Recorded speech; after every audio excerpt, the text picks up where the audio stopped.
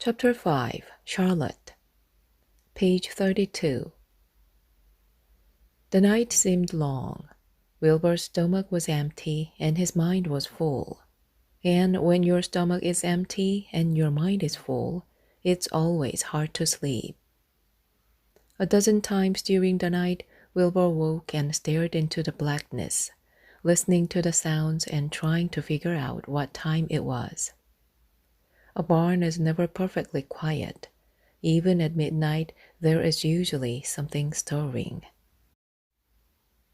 Page 35.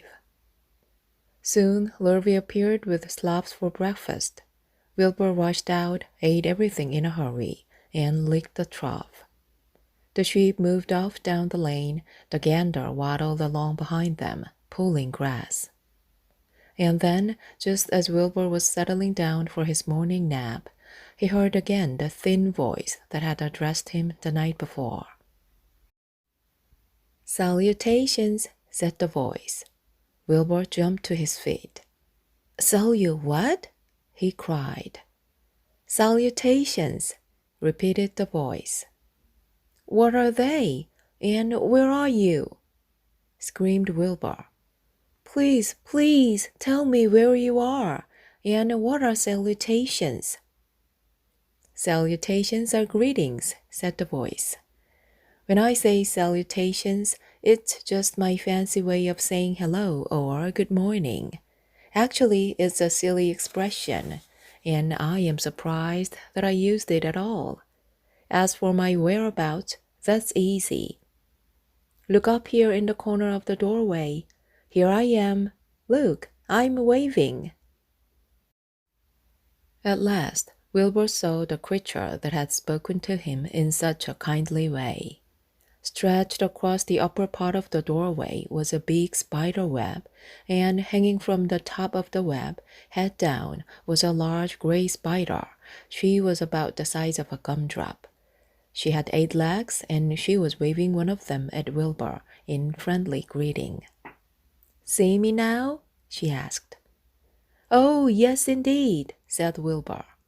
"Yes, indeed. How are you?" "Good morning. Salutations.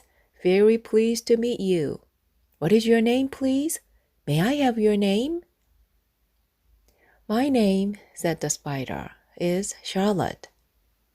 "Charlotte what?" asked Wilbur eagerly.